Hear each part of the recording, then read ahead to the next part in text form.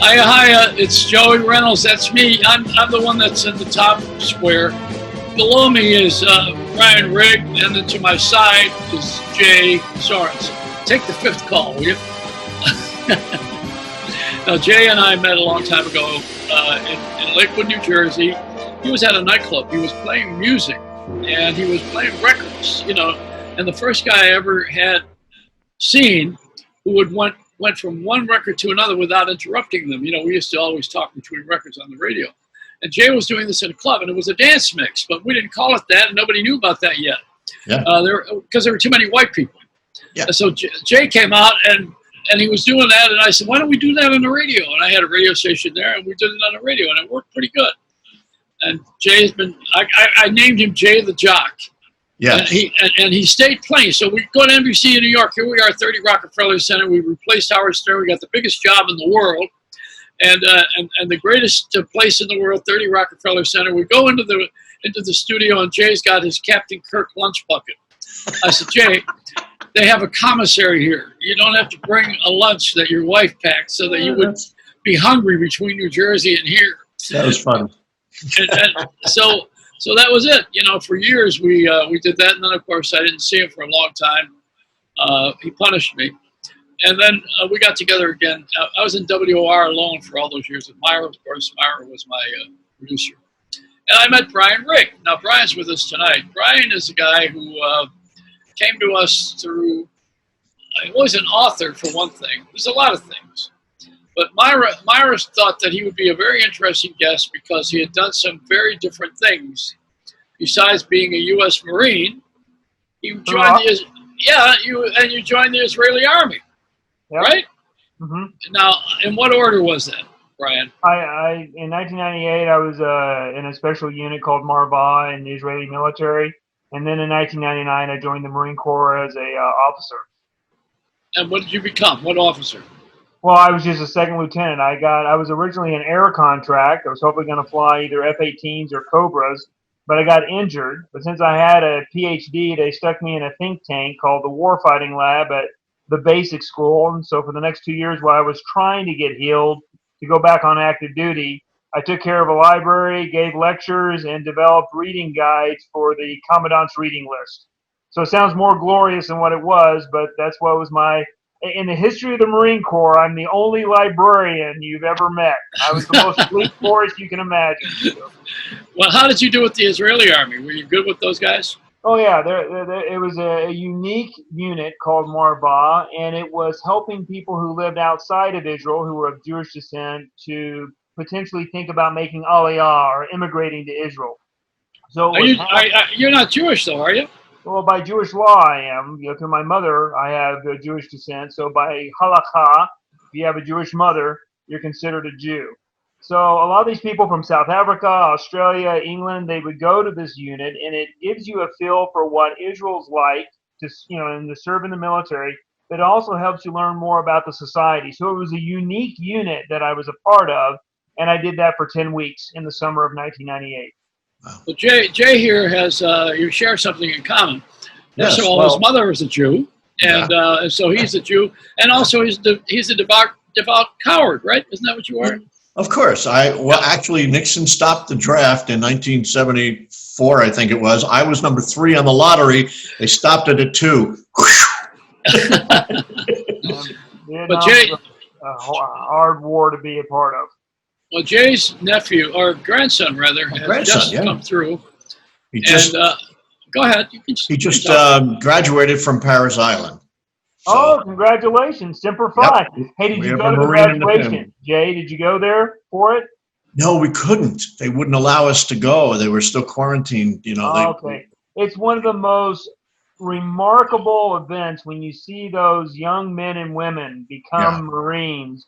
And you go through that graduation. But yes, from what I understand, the last couple of months, obviously, due to the pandemic, you're not able to go and see that transformation in the flesh. We were heartbroken. We were heartbroken to not be able to go. However, we do have snapshots and of just about everything they did the whole time they were there. Thousands of them now. We were sent that via You have surveillance shots, right? Well, they're not. Well, no. See, I can't say exactly what they were doing. I can't say where they just went. I can't do anything like that, and that's security, and I understand that. We wanted to go. We were ready to go, and then this COVID-19 happened, and that was that. So, we may not see him for a year. Who knows? I mean, we don't know where he's going to go from here. Well, congratulations. I mean, when you meet him, you'll see a total transformation of the young man. I've already seen it in the pictures. It's amazing. And you know what he said? He finally was able to call us. He said, Pop and Grandma, I've had more fun doing this, and I learned more about myself than my entire 20 years of life. Yeah. To me, that was incredible. And there's a picture of him with the dress on. It's a GIF. Yes, that was the transformation. Yeah. But you can use the men's room and the ladies' room as Starbucks. Well, yeah, you can. Anyway, it's fun. I'm just having fun. But, the Marines have been a wonderful organization, and I have such great regard. And, Brian, I did the documentary with the making of a Marine. Mm-hmm. And I went through everything that I possibly could. We had a 12-year-old kid who wanted to be, he wanted full dress.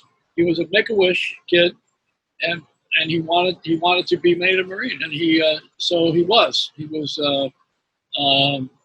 He died a year later, so it's sad. But it was a wonderful honor. Wonderful honor.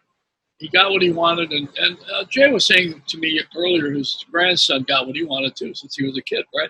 Yeah, from the time he was 5 years old, and my wife can back that up. Andrea said she remembers vividly sitting on the couch with him, and they were watching something on television, and he goes, Grandma, I want to be a Marine. It's like, wow. Was watching Jack Nicholson. But it's very unusual for a 5-year-old to know what they wanted to be. It took me till I was 10 that I wanted to be on the radio. But at 5 years old, he had the wherewithal to figure it all out. And he has a very high IQ, which may... Oh, you always say that, like that's important. That doesn't mean shit. Have a high IQ doesn't mean anything. I mean, you got the President of the United States has a high IQ. Duh. Does he? Are you sure? Yeah. I mean, by the book, by the education standard. Come on. All right. That doesn't mean anything. Why do we always have... Wait a minute. Only because I have a low IQ do I say this. Well, maybe I think, Jay, I don't want to project on here, but you're saying maybe he had a high sense of situational awareness when he was a young kid to kind of understand what he wanted to be, which most people don't have. I mean, I'm 49. I'm still trying to figure out what I want to do with my life. Well, I love Ronald Reagan. I mean, since we're bringing some politics and presidents in, a lot of people love him, hate him. But one thing he said that was wonderful for the Marine Corps, he says, a lot of people go through their whole lives wondering if they made a difference. Marines don't have that problem. Yeah. Yeah. Wow. And it's not politics. Ronald Reagan was a broadcaster. There's no politics in broadcasting. Of course not, Joey. Politics in everything. Politics in a family. They vote me out every week. I had, where there's a will, there's a relative. You know the saying. So Bryan Rigg. Now let's go to this for a minute. Bryan, you don't know anything about him, Jay, and I hit you with Bryan, but you don't know that he's a celebrated guy in many ways because, first of all, he was written about the Holocaust, famously, and for a long time, and many books. So that's how I came to know him. And of course, I did the show from Israel, and having been in Jerusalem and Tel Aviv and the every place, Dead Sea, Masada, which is how you say boring in Hebrew. But there's a definite way that you really change your life when you go through the Holocaust museums. And Yad Rashid in Israel is great. I'm sure you've been there, Bryan. Yeah, Yad Vashem. Yeah. Very powerful. You see all the kids' shoes. They had the kids. They used the kids for slave labor, the Nazis, and they and their clothing is all hanging all over. I mean, you got to cry when you go through there. It's awful. I didn't mean to bring it up to bring everybody down, but it's the reality of life. Mm-hmm. So Bryan, now where are you with this whole Holocaust thing? Bring me up to date here. Well, thanks so much, Joey, for the plug. I've written 4 books on World War II and the Holocaust. The 2 books in that genre that I'm most well known for is Hitler's Jewish Soldiers, about Jews and men of Jewish descent who served in the Nazi military during World War II. And then I wrote a book that came out in 2004, and then I did a second edition in 2016 called The Rabbi Saved by Hitler's Soldiers. And it's how the Lubavitcher rabbi, the Chabad rabbi, very famous ultra-Orthodox Jewish group, was rescued by German officers, many of them of Jewish descent, and they got him out. He was basically like the Jewish Pope. That's what they were saying he was to the U.S. government at the time. And they got him out and got him to America. So it's a really weird story about how our U.S. government worked with the Nazi Secret Service to rescue the highest-ranking rabbi out from underneath the nose of the SS and get him to America. And now the largest Hasidic community in the world is based out of Brooklyn, New York. That's Lubavitchers, the Chabad. So my 5th book that I just brought out about the Marine Corps is about Iwo Jima, Japan's Holocaust, and then a Medal of Honor recipient named Woody Williams. One of the largest ships in the U.S. Navy was just commissioned after him, named after him a year and a half ago, christened after him, and then it was commissioned in February. It's called the ESB number 4, Expeditionary Sea Base Ship number 4, USS Woody Williams. It basically has the displacement tonnage of 2 Titanics. So 5 years ago, I went to Iwo Jima to commemorate the 70th commemoration of the battle.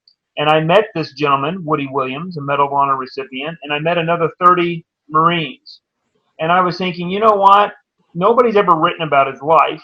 So I thought, hey, I want to write about his life, but use his life to tell about a Holocaust that not too many people know about, and that's the Japanese Holocaust. Whereas Hitler slaughtered 6 million Jews, and horrible, and like Joey was just mentioning, going to Yad Vashem in Jerusalem, how it really changes people's lives, especially knowing that of the 6 million Jews, almost 1.5 million of those were under the age of 10. It's horrifying.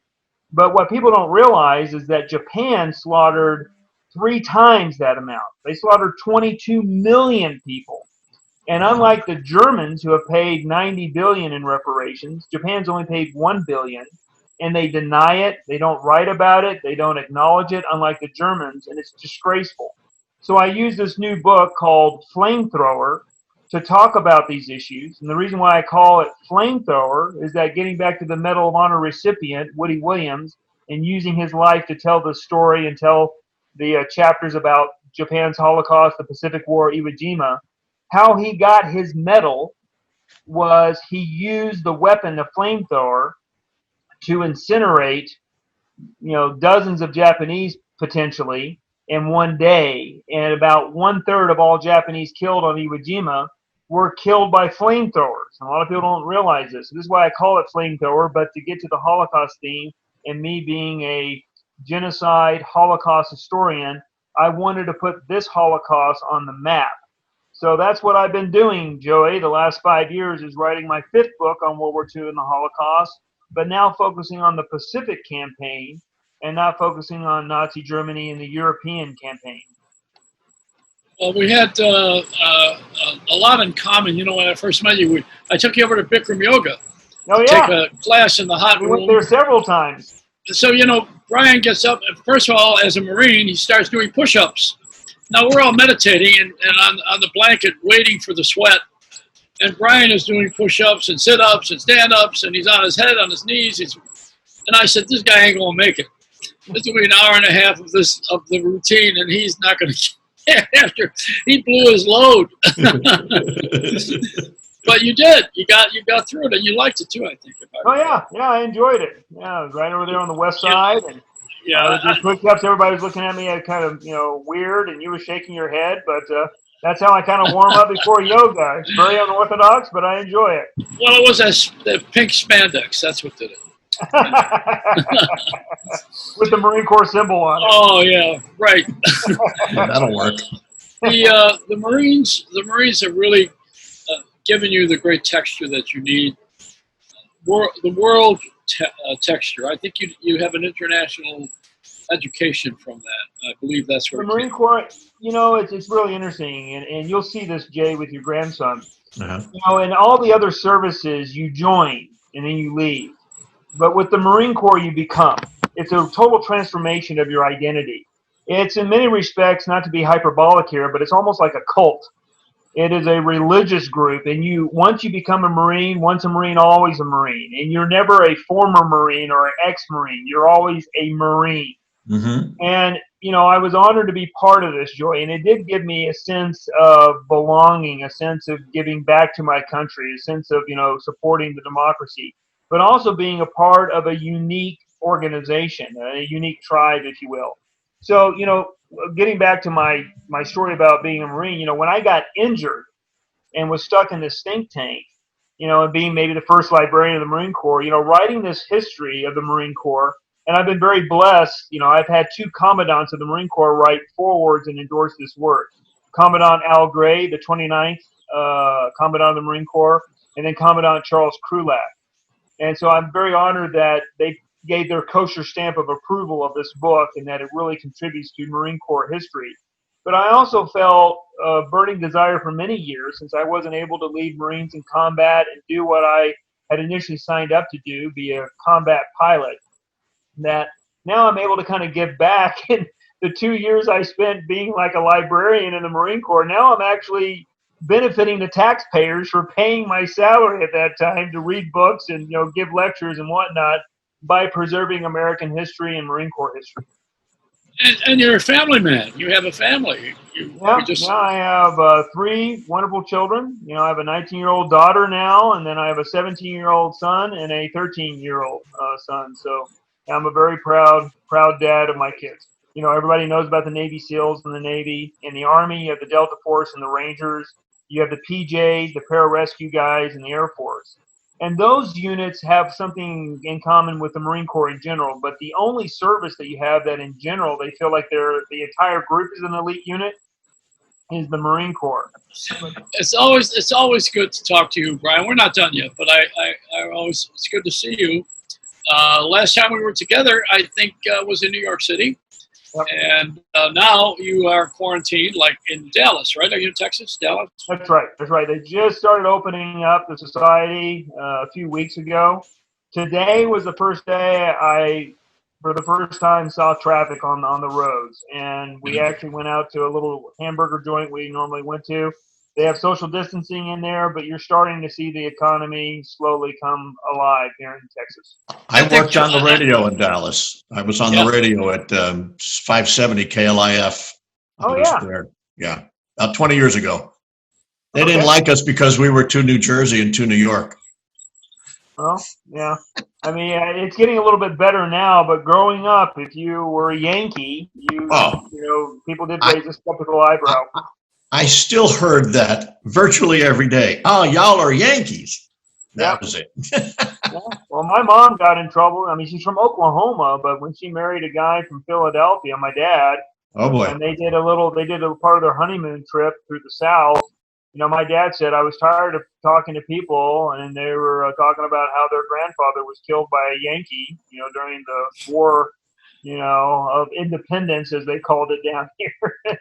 Like, why is it still such an issue? Why? I mean, 160 years later, it's... Well, I have all Union in my family. I have 3 great-great-grandfathers who served in the Union. One of them, David L. Davison, was under Sherman and Grant. He was at Vicksburg. He fought all the way to Atlanta. I'm very proud of that.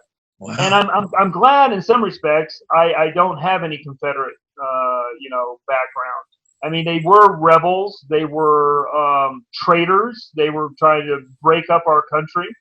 And but when I was growing up, Jay, I had a big Confederate flag, because I grew up in Texas. I had a big Confederate flag.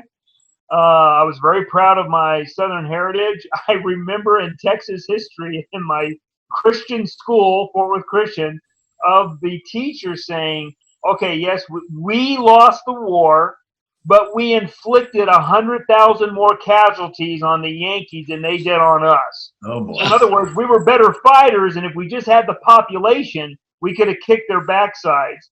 And I remember one of my Pee-wee football buddies was the son of a Texas Ranger baseball player, Lamar Johnson. And he was African-American. Brian was African-American. I remember he came over to my house, and he saw that Confederate flag in my room. And he's like, "Why do you have that up there?" And I told him, "Southern pride, we're Texas boys. Don't you have one?" And then he explained to me what it meant to him. And I remember taking it down saying, that's not worth a friendship. And if that's what it symbolizes to him, oppression and racism, he's worth more to me as a friend than me thinking of Southern pride. And then, of course, later on, I get older and I realize I have 3 great-grandfathers that fought and killed Confederates. They would have been horrified that I had such a flag in my my room. But it's an interesting phenomenon that in the South you'll see Confederate flags still all over the place. You have a lot of people who feel that it is part of their manhood and part of their identity. You don't really have it up in the North per se. But that's for a whole nother probably 4 or 5 radio programs to talk about. Yeah, I was just going to say that. Yeah, the Civil War and the Confederacy still is very much alive in the South. You got to see what I have here on my table. I want to share this with you. You're going to probably be surprised. We're in for it now. Oh, look it. Can you see that? What is it? Okay, it's Masada or it's the Wailing Wall. Yeah. The Wailing Wall. Yeah. The Wailing Wall. Jay, do you know what that is? Yeah. Yeah, it's where people stick money in the cracks, and I go there at night. Well, they stick money, but they also most people stick. I didn't hear about money. That's new to me. It's notes. Yeah, they stick notes in there, hoping that God will answer their prayers. Yeah. Well, I hope that we get out of this whole quarantine thing because I don't like it too much. I'm living with my ex-wife, and that's a payback. There's a book right there. Well, I have, as a historian, I just read Barry's book on the Great Influenza, is what it's called, the Spanish flu epidemic of 1918 and 1919, and we lost 700,000 people within basically a year out of a population of 100 million. So that'd be the equivalent of having 2.5 million people killed right now, and we're at right now I guess 100,000. We eclipsed that a few days ago. So when you have that in the rearview mirror, you realize, okay, doing too much is better than not doing enough. But then on the other side, you got to think, okay, the herd mentality, getting people back to work. We're all going to get exposed eventually, and we work the problem, and viruses have always been part of our, human fabric. I don't know. There's 2 souls in my breast. One side, maybe we should have been more conservative. Another side is like, we got to just grow a pair, go forward, be strong, and work this as a society and a medical community together. I don't know. I don't have the knowledge to really be able to give the definitive answer of it, but I agree, Joey. It's kind of frustrating, this quarantine business that we've had the last couple of months, and a lot of people are hurting. Well, I think for one thing right now you have a separation, and if you've been watching Grant on the History Channel, which is a really good documentary, they're running it every couple of days now because it's a 3-parter, and it's very well done, and it's one of the few ones that's not on public television for a change because it's not done by what's his name, who did the history of Mayo Clinic in the world. Yeah, this is not his, and it's well done. Grant, after Lincoln was assassinated, brought everybody together. And I don't know why we don't have someone who brings us all together. Why are we always separate? His whole campaign was to fight separatism. But that was about race and slavery.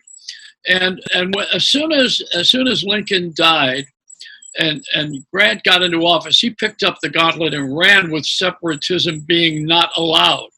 And he had a wonderful administration and great success of bringing everybody together. And then, of course, after he left office, they went back to their old tricks of separate restrooms for black people. And, the part that loses, I grew up in a black neighborhood. essentially, you know, all the white people left. And we were the last of the Italian families in a neighborhood in North Division Street in Buffalo. It's not a joke.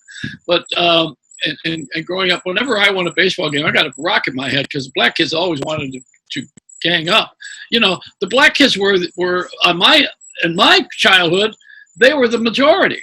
So I didn't have that other gene, you know, honest to God. I mean, I swear, I never had that because I was never raised that way. We were poor.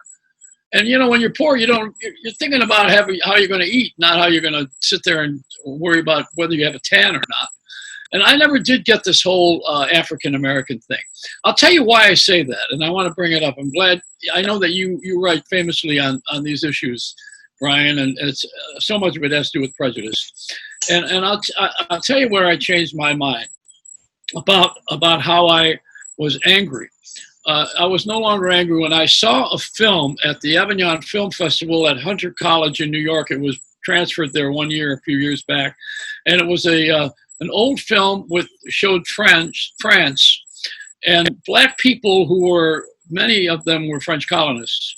The French had taken a lot of territories with people of color because that's the part of the world where you had dark skin. That's what it was, and so, you know, they assimilated because when they went to France, there was they brought with them their culture. And it was accepted, whether you were from Morocco or Ethiopia, it was accepted by the French. So they don't have that issue. That's why white guys who like black chicks, if you pardon my way of saying it, would go to Paris because they knew they weren't going to be prejudiced. Eartha Kitt was a black woman who didn't look it, and Josephine Baker, and God bless you. And, you know, are you an atheist? I don't know who we're going to get. So, you know, what happened here is we got a separation in this country where all of a sudden, they never came here with their identity because they were brought here as slaves. That didn't happen in France. So that was the assimilation. It's not anything to do with the color. When all things are fair, when the playing field is fair. I don't think it's ever going to be fair. Look what's happening in Minneapolis. You know, now everybody it gives an excuse to act out, to show your worst. The worst part of you is that cop did wrong, and now, you know, that doesn't mean everybody got to dance in the street. The guy needs to go before the court system, go to jail. But, you know, this is not that simple. There's so much resentment. Yeah, I mean, what's interesting, you know, what's always frustrating to me is when you look at human pigmentation. You know, Homo sapiens, using Richard Dawkins, evolutionary biologist from Oxford, we've been around for around 200,000 years as Homo sapiens. But it was only like 20,000 years ago that we started differentiating in different groups, different pigmentation, skin colors. You know, we're part of one race, the human race. And this evolution of skin color is a recent phenomenon. And it has evolutionary benefits. You know, when you're up in northern England and whatnot, having white skin and blonde hair, when you don't have a lot of sunlight, you're better able to absorb vitamin D. And of course, when you're in Africa and you have dark skin, you can protect yourself from the sun. And so once we educate people how recent this phenomenon of skin color is, and that we're part of one race, the human race, I think we can get beyond it. But also getting to your you know, story about the guys going to Paris to be able to date with, you know, interracial dating. You know, we're seeing more of that. You know, people dating Asians, people dating African Americans who are Caucasians, and so on. We're having more of a blend, and that, I think, is one step in the right direction as we have more of a blend in society. It's like that old Yiddish phrase. It says, "Isn't it amazing that the idiot that marries your daughter can produce the most brilliant grandchild known to mankind?" And, you know, so you have that. In fact, there's a wonderful story that I have come across, and I write about this guy in my book, Flamethrower. His name is Jerry Yellen. He was a Jewish fighter pilot in World War II. I had, I think, 3.5 kills against the Japanese, and he hated the Japanese. And many, you can give many reasons why that it was justified. I mean, the Japanese were horrible people in World War II. But then he had this weird situation later on in life that one of his sons fell in love with a Japanese girl and had grandchildren. And he absolutely loves those grandchildren. And he came to forgive himself and forgive his enemy through the love of his grandchildren. And so this story kind of gives me hope that slowly but surely, mankind is marching to a more humane situation, that we are able to talk about this, Joey, talk about the racial problems, talk about the issues that, the Civil War ended in 1865, but it wasn't until the 1960s that we finally allowed them to get educated in decent schools. So the African American community is really only one generation into getting equal opportunities with education. So we have a long way to go, but boy, as far as the crooked timber of humanity that we come from, America is one of the greatest countries out there, and that we give incredible opportunities, men, women, blacks, and whites, compared to most nations, is remarkable. But we still have a long way to go, as you rightly say, Joey. And it's a slow march. It's 10 steps forward, 5 steps back. But at least we're making progress. And discussing the issues is one of the first steps in solving these problems, which luckily we have freedom of speech in this country. I'm looking for the day when Steve Harvey awards something to a white couple. On the Family Feud. Hey, y'all, come over here. Come on, we'll sashay ourselves. I grew up with that. Come on, y'all. So did I. Yeah. Anyway, now back to this other one. The black people who are called African Americans. Okay, God bless you and me and all of us, and we're all together anyway, whether you like it or not. Now, the other thing is that I want to see equal opportunity for everybody, and I want to see education for everybody, and I want to see money for everybody. I think we need to have money to buy things. I mean, that's one thing on that note. I mean, I hate to come back to my book again, Flamethrower, that I just wrote, but I had a very interesting chapter that I was exploring the very end of the Iwo Jima, and I came across an African American story which really impacted me. So African American troops in World War II were basically logistics troops because a lot of the American authorities felt like they couldn't fight. Now, Tuskegee Airmen has dispelled that myth and so on. But one thing on Iwo Jima that was really fascinating is that there was a last desperate attempt, a banzai charge at the very end of the battle, where they used tunnels under the island and hit us in the rear echelons, where a lot of African American troops were. And so these Marines all Marines are trained as riflemen. Whether you're a secretary, whether you're in logistics, whether you're in security, intelligence, everyone's trained as an infantryman, and that's what's kind of unique about the Marine Corps. Well, these African Americans were trained that way, and they set up a skirmish line, met the attack, and then defeated it. And you look at the white officers' reports on these quote-unquote Negro troops, and they're on one side totally shocked at how well they did, and on the other side this incredible admiration that they performed incredibly well. So one thing we need about, I think, World War II, it really accelerated the process of talking about these issues, civil rights and so on, because you brought people from all different walks of life, Catholic, Jew, Protestant, black, white, Navajo Indians, with Caucasian boys from Boston, and they learned in 10 weeks to love each other and defend each other. I've always said, one way to solve racism, getting back to the Marine Corps, I joined a unit that within 10 weeks we all became officers, and we were all different colors, different religious beliefs, and in 10 weeks we're willing to die for each other. It's almost like, if we want to solve the racism problems, make everybody go through the Marine Corps, and then we'll be fine. Oh, yeah, just what I need. Everybody have a rifle. Oh, good. Thanks. No. They already have them. Everybody's got one. Now, Jay has just experienced something racist. The Hasidic Jews in Lakewood.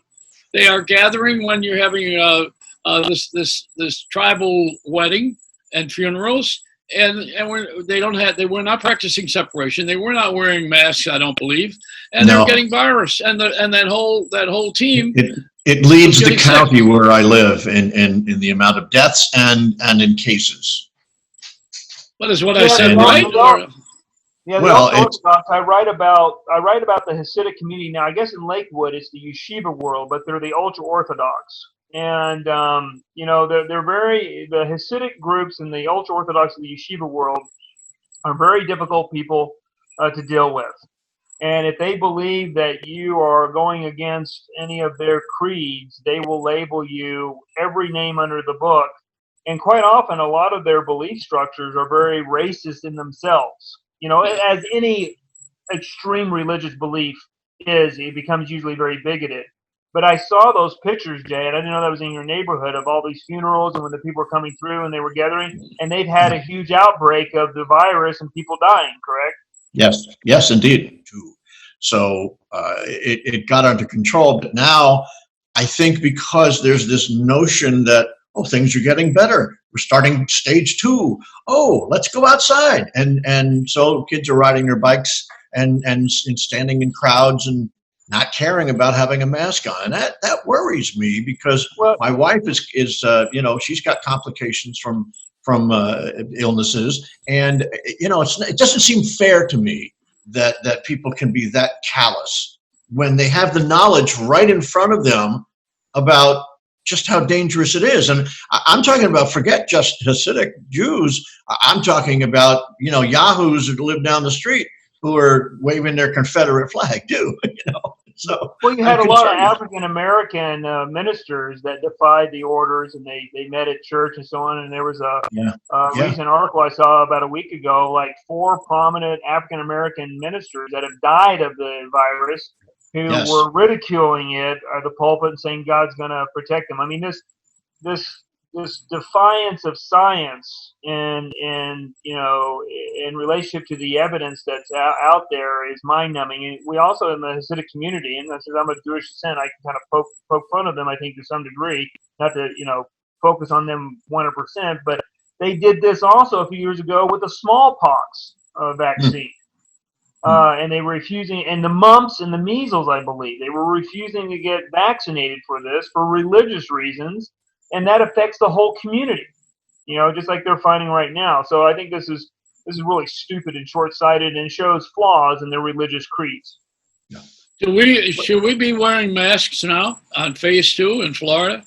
Well, according to the doctors that I've talked to, if you don't know who you're dealing with, I mean, on one side we got to have the herd mentality. So the quicker we all get, immune to this or have the herd mentality, the better. But on the other side, if you delay it a few more months, we have more testing and better medical treatments. It might be wise. And from what I understand now, the infection range from your sputtle coming out of your mouth is 6 feet.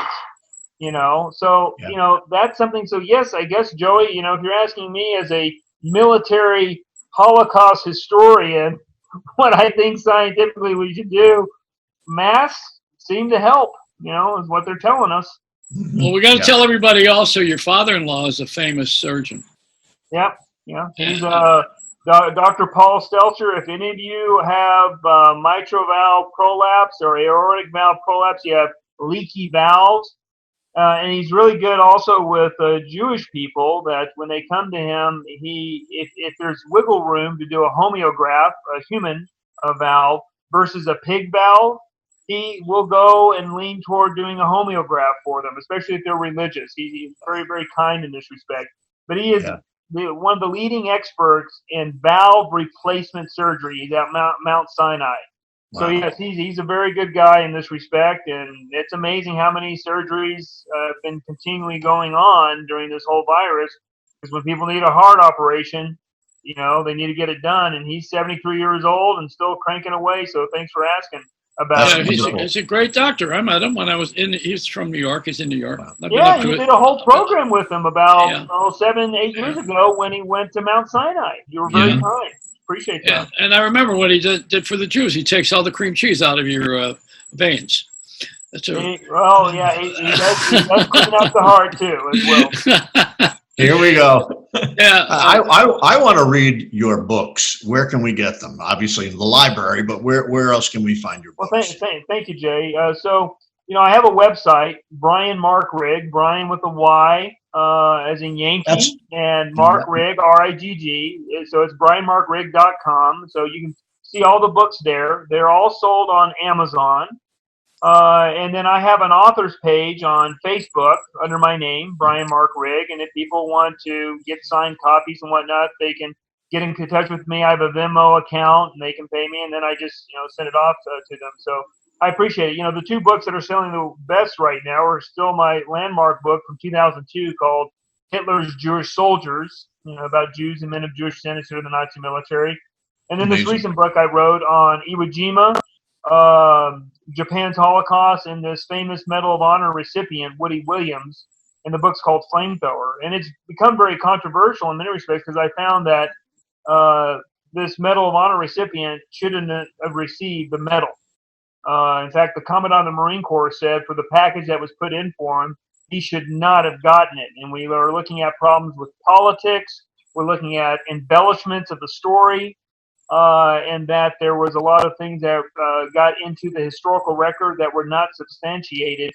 And he's the only Marine Corps Medal of Honor recipient that I've documented from World War II. There was 82 of them out of 690,000 Marines during World War II. Out of the 82 guys who got it, he's the only one that the Marine Corps never sanctioned because the evidence wasn't there. But since Truman just came into being a president, he wanted to have a huge ceremony with alive guys, and he put pressure on Secretary of the Navy Forrestal to get him a lot of alive guys. He didn't want to give medals posthumously to dead guys.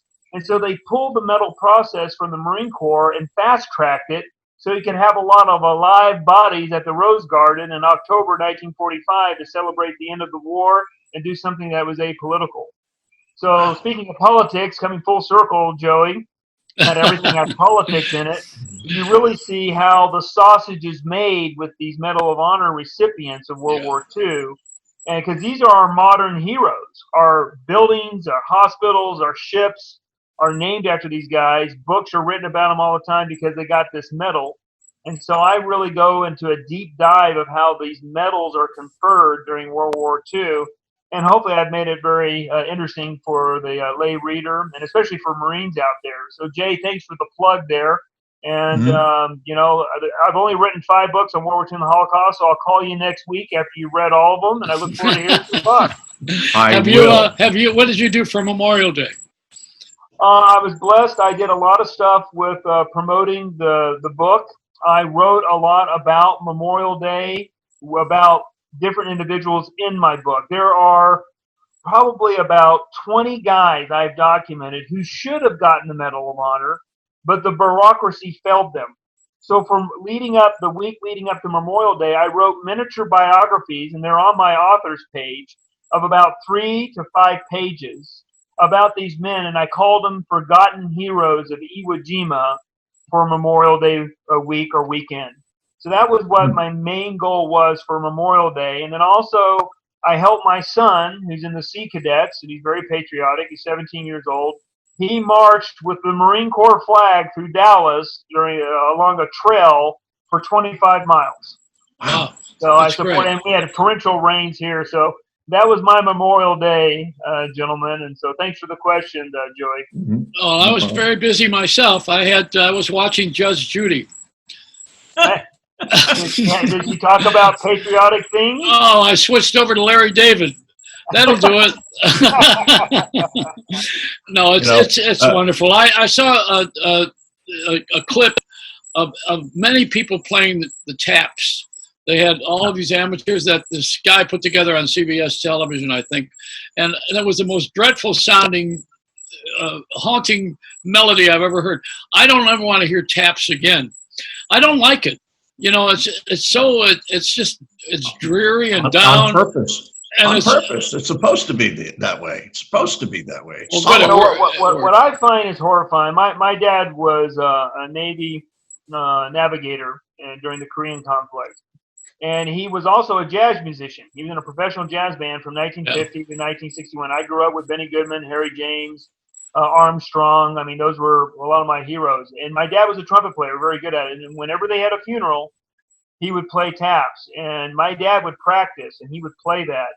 And it is a very haunting, very somber, and very reflective of music. But I think, like Jay's saying, it gets you in the right mood to think, here is a fallen warrior, and we honor him and his service, and as he goes on to the great beyond, to the Valhalla and so on. So I actually like it. It makes me pause And I think of my 3 great-grandfathers who fought the Confederacy. That one grandfather I was telling you guys about that fought at Atlanta and Vicksburg, he also survived Andersonville, one of the most horrendous Confederate POW camps during, the Civil War. And so I think of these men, I'm like, okay, I'm standing on the shoulders of giants. What am I doing? TAPS helps me a lot of times think, what am I doing to make this country better? Yeah. What am I doing to do the next right thing? And what am I doing for this sacrifice of this individual to make this country a better place for my own kids? So that's kind of what goes through my head. So that's also what I was thinking about during Memorial Day. And that's also what I kind of write about in those little biographies I wrote about, the men that are documented in my book, Flamethrower. That's what goes through my mind as a retired Marine officer and as an American patriot. Well, Jay here has survived. You want to talk? Go ahead. No, I just wanted to say that I cursed my son. We cursed our son with spelling the name Bryan as well. His first name is Bryan, and we used the Y instead of an I. And he, of course, has to change everybody's view of that all the time. It's amazing. Well, yeah, it seems like the go-to most often when people spell our names, Jay, is with an I. You have to correct it. But I always tell people when they want to hear that my spelling and your son's spelling is actually the ancient way. If you look at Tyndale's Bible and you look at Old English, a lot of times where we now use I was Y. Yeah. And then I love that the namesake of the name of your son and me. Do you or do you not? Brian Boru, he's the king of Ireland. He's the only Irish king that defeated the Vikings in battle, and I believe it was in 1017 that he led his troops against the Vikings, defeated them. He was 77 years old, an old man wielding a longsword, and he died in battle, and that's why the name Bryan means strength and perseverance.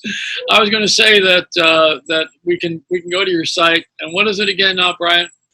So my webpage is www.bryanmarkrigg, just my name, .com. And if you want to look me up and look up a lot of my writings and so on that I've done recently for Memorial Day, I have put that up on my authors page in Facebook. And it's just under my name, Bryan Mark Rigg, and you'll immediately find the authors page and see all the writings.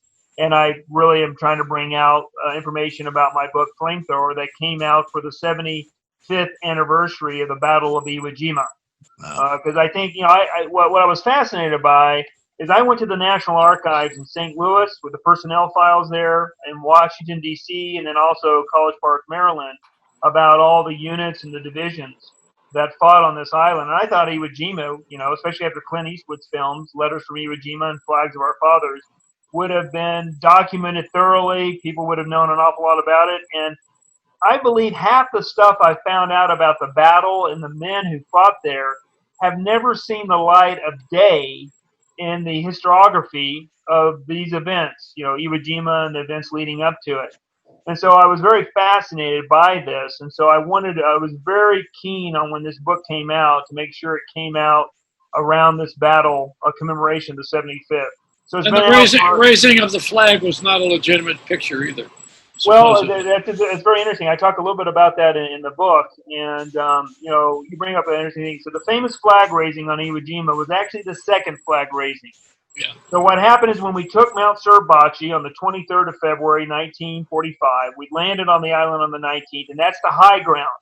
You seize Suribachi because in the military, laws out there of war is you always seize the high ground. So once they got that high ground, they immediately put the first flag they basically had around up there to let everybody know we got it. It was a small, rinky-dink flag. And so there were some guys looking up at that flag going, okay, we got to get a bigger flag up there. Also, so many guys are souvenir hunting. There's going to be some knucklehead that goes up there in the night and steals that flag because that's the first flag flying over Japanese territory in 3,000 years. So we need to get that for the Regimental History Museum later on. So take this second flag and raise it. So they sent up a whole new group of guys to raise a second flag. And as they're raising it, you have Rosenthal, who basically takes the famous picture of that as they're raising the second flag up there. It wasn't staged or anything. but that was the second flag. So that wasn't the original flag raising. You're right to bring that up, Joey. But there's so much, that flag raising and the sacrifice of the Marines on Iwo Jima, a lot of people don't realize, probably saved the Marine Corps in post-war politics. Yeah. Right after the war, the Army wanted to disband the Marine Corps and assimilate it into the Army, saying we didn't need two armies. And we fought long and hard, Marines, to justify our role in amphibious warfare. And that photograph, because it's the most famous photograph in the history of warfare, Right. and the most published photograph from World War II, it basically saved the Marine Corps in many respects. You can make a very strong argument that battle and that picture preserved the Marine Corps today. And by 1949, Truman had to relent from this attack. And now Marine Corps officer is always on the Joint Chiefs of Staff. And it is the only service that is in law that it has to be around, because all the other services started at the beginning of our country. It just was kind of like a fait accompli. We knew we needed a Navy and if you go to Kansas and you look up the Truman Diaries, you'll see that he was anti-Semitic too. Unfortunately, they just came out with that in 2004. Yeah, he didn't like the Jews very much. And he called them very whiny, and he fell into some of the traps of typical anti-Semitism, calling them greedy and. But let's go back into the Confederate War. There was a famous meeting when Lee surrendered to Grant, and he said, "Well, now we'll have to serve the presidents." And Grant said, "There's only one president." That was his comment about Lincoln. But I really had a great talk with you today, and a great listening session to Jay. Yeah. Jay lived through the War of Imus, which was he was a Marine. And I found out that he was expelled from the Marine Corps. What do you call it when they throw you out? Well, he got. Well, he said a bad word on the air. So no, from the Marines. Oh, the Marines. He probably said a bad word there too. Yeah, he did. I'm just playing. Anyway, thank you. It was court-martial, I think. I don't know. Yeah, it was. Thanks for having me, Joy. It's so good seeing you. Yeah, you're great. You're great. So Bryan Rigg with an R-Y-A-N, Bryan, and also the right way of spelling, right, Jay? Yes, indeed, the only way. And that's Big J Sorensen. Don't forget Big J. Jay the Jock. Yes. Do your impression of Soupy Sales. Well, aren't you nice? Well, I do not want you to be on with Joey Reynolds ever again. I'll throw a pie in your face. Great. Let a smile be your umbrella, but don't get a mouthful of rain.